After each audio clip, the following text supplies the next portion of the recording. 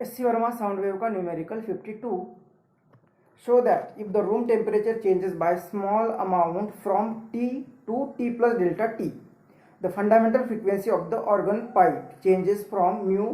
to mu plus delta mu, where delta mu upon mu is equal to 1 upon 2 delta T upon T. तो इस numerical में हमें कहा है कि कोई रूम टेम्परेचर अगर चेंज होता है बाय डेल्टा टी, पहले टी था और वो टी प्लस डेल्टा टी, मतलब डेल्टा टी अगर रूम टेम्परेचर चेंज हुआ तो इसकी जो फंडामेंटल फ्रीक्वेंसी होगी वो भी चेंज होगी बाय डेल्टा टी। तो टेम्परेचर और फ्रीक्वेंसी का क्या रिलेशन, तो यहाँ पे ओपन ऑर्गन पाइप दिया हुआ है, तो हमने यहाँ पे दोनों ऑर्गन पाइप लिए, ये क्लोज्ड और ये open pipe, closed eight one and और यहाँ पे ओपन एट बोथ।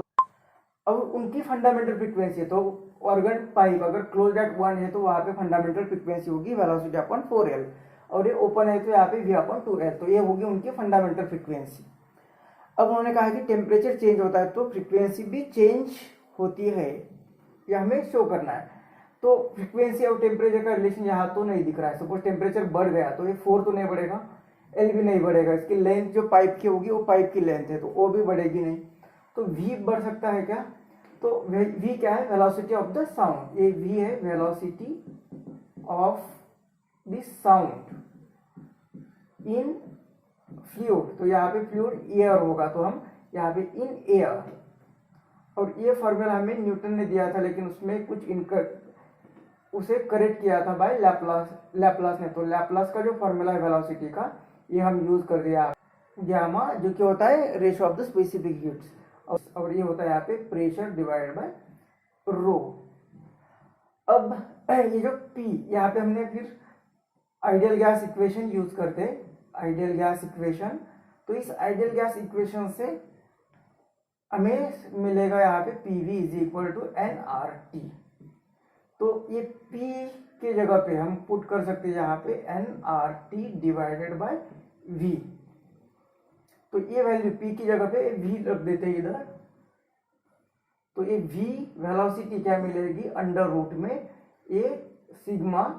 प्रेशर की जगह पे लिखने वाले हम nRT डिवाइडेड बाय ये V। अब ये सिग्मा तो कांस्टेंट ही होता है, it is the ratio of specific heats, तो उस गैस के लिए वो, उस सिस्टम के लिए वो कांस्टेंट रहेगा। एन नंबर ऑफ मोल्स, तो उस रूम टेम्परेचर में यहाँ पे जो भी सिस्टम है उसके लिए n number of moles constant रहेगी, आर कांस्टेंट ही होता है। इसका वॉल्यूम ये V फॉर वॉल्यूम, तो ये भी कांस्टेंट रहेगा, इसका वॉल्यूम भी कांस्टेंट रहेगा, तो ये सभी कांस्टेंट है, मतलब ये V इज इक्वल टू ये बाकी सब टर्म के लिए हम कांस्टेंट लिखते हैं, तो यहाँ पे सिर्फ रहेगा अंडर रूट टी, मतलब this velocity is directly proportional to under root T. तो ये वेलोसिटी अगर टेम्परेचर चेंज होता है तो वेलोसिटी चेंज होती है और वो प्रोपोर्शनल है अंडर रूट टी के साथ। तो वेलोसिटी इंक्रीज होगी, टेम्परेचर इंक्रीज हुआ तो वेलोसिटी इंक्रीज हो गया, और न्यूमरेटर इंक्रीज होता है तो ये फ्रीक्वेंसी भी इंक्रीज होगी।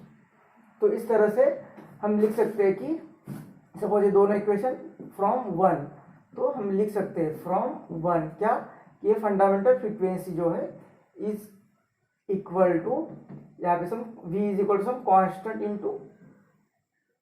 रूट टी आ रहा है डिवाइडेड बाय ये 4L, तो ये सभी कांस्टेंट बनेगा फिर, तो ये फ्रीक्वेंसी यहाँ पे भी ले सकते हैं, ये फ्रीक्वेंसी जो होगी is directly proportional to under root T. तो ये हमें यहाँ पे शो दैट किया है कि अगर फ्रीक्वेंसी चेंज होती है तो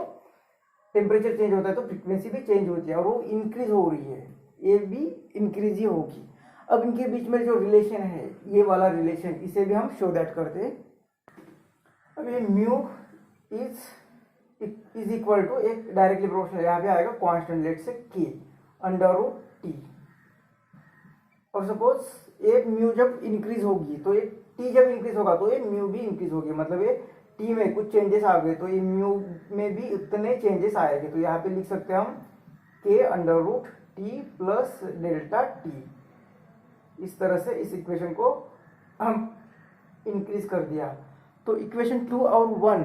यहाँ पे अगर हम लिखेंगे कि इक्वेशन 2 डिवाइडेड बाय 1, तो हमें मिलेगा ये mu plus mu not divided by equation 1 की left side mu is equal to right side में मिलेगा एक के कैंसिल होगा और यहाँ पे मिलने वाला है under root T plus delta T divided by under root में टी। तो ये म्यू यहाँ पे डिवाइड हो रहा है तो म्यू यहाँ पे डिवाइड हो रहा है, इसे भी डिवाइड हो रहा है, इसे डिवाइड करेगा तो ये आएगा 1 plus mu not divided by mu is equal to, ये पूरा अंडर रूट में लिख देंगे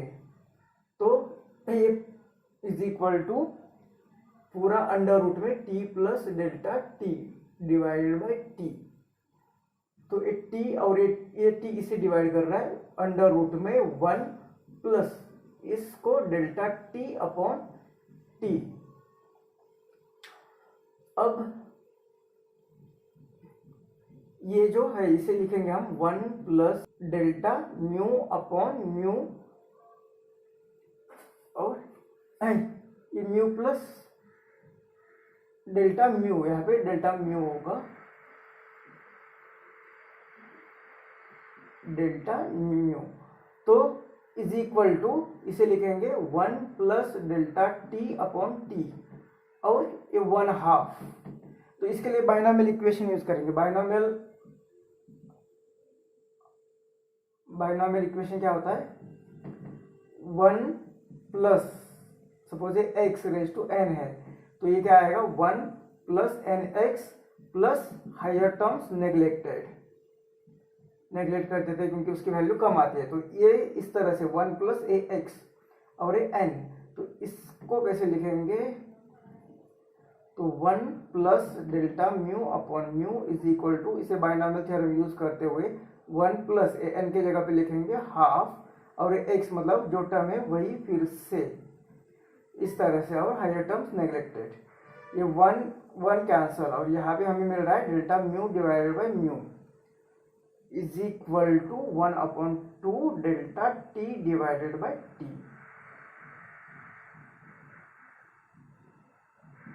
तो ये रिलेशन है यहाँ पे।